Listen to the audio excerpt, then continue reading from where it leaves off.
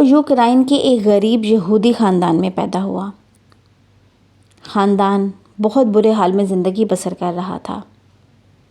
گھر میں نہ بجلی تھی، نہ گیس تھی اور نہ ہی پانی تھا۔ گرمیاں خیریت سے پھر بھی گزر جاتی تھیں، لیکن یہ لوگ سردیوں میں بھیڑوں کے ساتھ سونے پر مجبور ہو جاتے تھے۔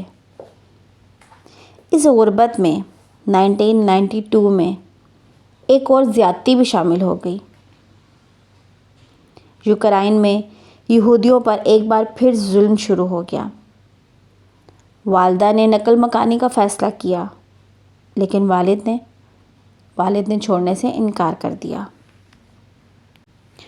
ماں نے بیٹے کا ہاتھ تھاما، ایک بیگ میں بیٹے کی کچھ کتابیں بھریں اور جو ایک دو سوٹ ان کے پاس تھا وہ رکھا، اور یہ دونوں امریکہ چلے گئے۔ امریکہ میں کیلیفورنیا ان کا ایک نیا دیس بنا۔ امریکہ میں ان کے پاس نہ مکان تھا، نہ کھانے پینے کا سامان تھا اور نہ ہی روزگار تھا۔ یہ دونوں ماں بیٹا مکمل طور پر خیرات کے سہارے چل رہے تھے۔ امریکہ میں ایک فوڈ اسٹیمپ کے نام سے ایک فلاحی سلسلہ چل رہا ہے۔ حکومت انتہائی غریب لوگوں کو کھانے پینے کی اشیاء خریدنے کے لیے فوڈ اسٹیمپ دیتی ہے۔ یہ اسٹیمپس امریکہ کی خیرات ہوتی ہے۔ یہ لوگ اتنے غریب تھے کہ یہ زندگی بچانے کے لیے خیرات لینے پر مجبور ہو گئے۔ جین قوم کے پاس پڑھائی کے علاوہ کوئی چارہ نہ تھا۔ یہ پڑھنے لگا اور وقت گزرنے لگا۔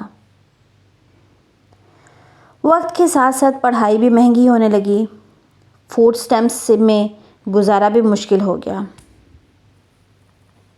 جین قوم نے پارٹ ٹائم نوکری شروع کر دی۔ خوش قسمتی سے اسے ایک گروسری اسٹور میں سویپر کی ملازمت ملی۔ اسٹور کے مالک نے اسے باتھ روم کی صفائی اور دروازوں کھڑکیوں سے لے کر سڑک تک کی صفائی کی ذمہ داری دی تھی۔ وہ برسوں یہ ذمہ داری نبھاتا رہا اور 18 سال کی عمر میں اس نے کمپیوٹر پروگرامنگ کی اسٹڈی سٹارٹ کی۔ یہ شوق اسے سین جوز اسٹیٹ یونیورسٹی میں لے گیا۔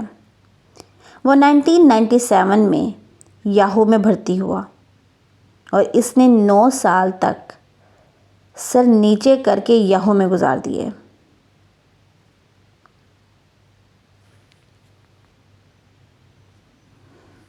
پھر فیس بک آئی۔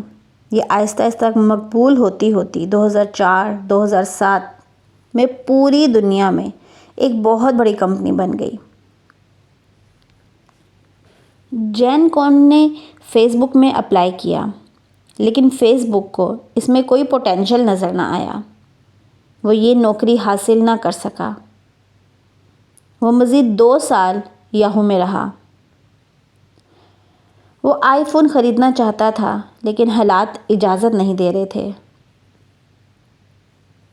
اس نے تھوڑے تھوڑے پیسے جمع کیے اور ایک نیا آئی فون خرید لیا۔ یہ آئی فون آگے چل کر اس کے لیے سونے کی کان ثابت ہوا۔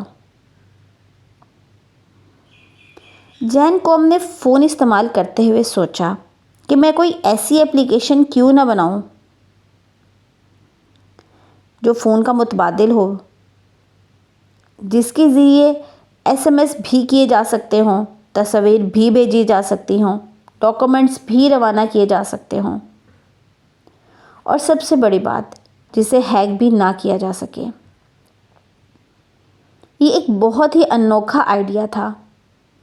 اس نے یہ آئیڈیا اپنے ایک دوست برائن کے ساتھ شیئر کیا۔ یہ دونوں اسی آئیڈیا پر کام کرتے رہے، یہاں تک کہ یہ 2 سال بعد ایک طلسماتی ایپلیکیشن بنانے میں کامیاب ہو گئے۔ یہ ایپ فروری 2009 میں لانچ ہوئی اور یہ دیکھتے ہی دیکھتے مقبولیت کی حدیں کراس کر گئی۔ یہ ایپ ٹیلی کمیونیکیشن میں انقلاب تھی، اس نے پوری دنیا کو جوڑ دیا۔ یہ ایپلیکیشن واٹس ایپ کہلاتی ہے۔ دنیا کے 1 ارب لوگ اس وقت یہ ایپلیکیشن استعمال کر رہے ہیں۔ یہ ایپ دنیا کے تیز ترین اور محفوظ ترین ذرائع ابلاغ ہے۔ آپ واٹس ایپ ڈاؤن لوڈ کریں، آپ دنیا کی کسی بھی کونے میں چلے جائیں، آپ کو نیا فون، نیا نمبر خریدنے کی ضرورت ہی نہیں پڑتی، اور نہ ہی آپ کسی موبائل کمپنی کے ہاتھوں بلیک میل ہوں گے۔ آپ پوری دنیا کے ساتھ رابطے میں رہیں گے۔ جین قوم کو واٹس ایپ نے چند ماہ میں ارب پتی بنا دیا۔ یہ ایپلیکیشن اس قدر کامیاب ہوئی کہ دنیا بھر کی کمپنیوں نے اس کی خریداری کے لیے بولی لگانا شروع کر دی۔ لیکن یہ دینے سے انکار کرتا رہا۔ آخر فروری 2014 میں فیس بک بھی واٹس ایپ کی خریداری کی دوڑ میں شامل ہو گئی۔ فیس بک کی انتظامیہ نے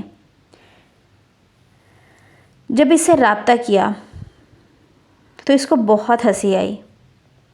اس نے خدا کا شکر ادا کیا اور کہکا لگا کے بولا، یہ وہ ادارہ ہے جس نے مجھے 2007 میں نوکری دینے سے انکار کر دیا تھا۔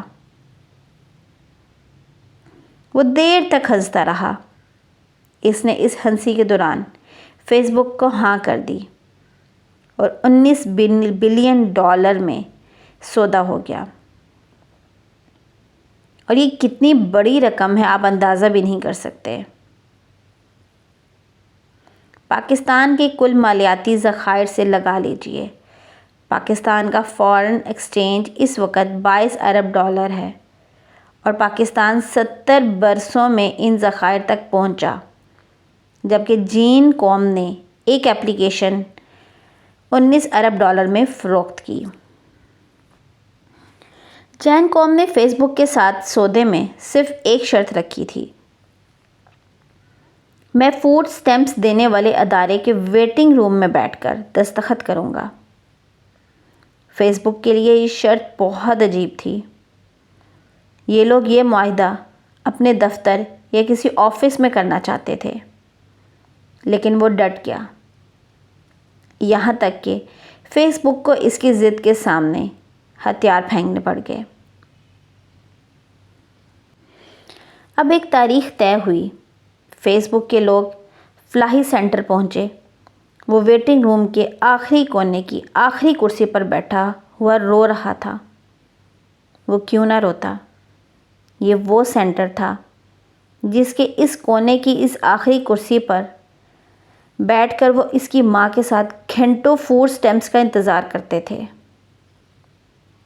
یہ دونوں کئی بار بھوکے پیٹ یہاں آئے، شام تک بھوکے پیاسے یہاں بیٹھے رہے۔ ویٹنگ روم میں بیٹھنا اذیت ناک تھا، لیکن اس سے بڑی اذیت کھڑکی میں بیٹھی خاتون تھی۔ وہ خاتون ہر بار نفرت سے ان کی طرف دیکھتی تھی۔ تنزیہ مسکراتی تھی اور پوچھتی تھی، تم لوگ کب تک خیرات لیتے رہو گے؟ تم کام کیوں نہیں کرتے؟ یہ بات سیدھی ان کے دل میں پیوست ہو جاتی اور یہ لوگ خاموشی سے کھڑے رہتے۔ خاتون انہیں سلپ دیتی تھی، ماں کاغذ پر دستخط کرتی تھی، اور یہ لوگ آنکھیں پونچھتے ہوئے اب واپس چلے جاتے۔ وہ برسوں اس عمل سے گزرتا رہا۔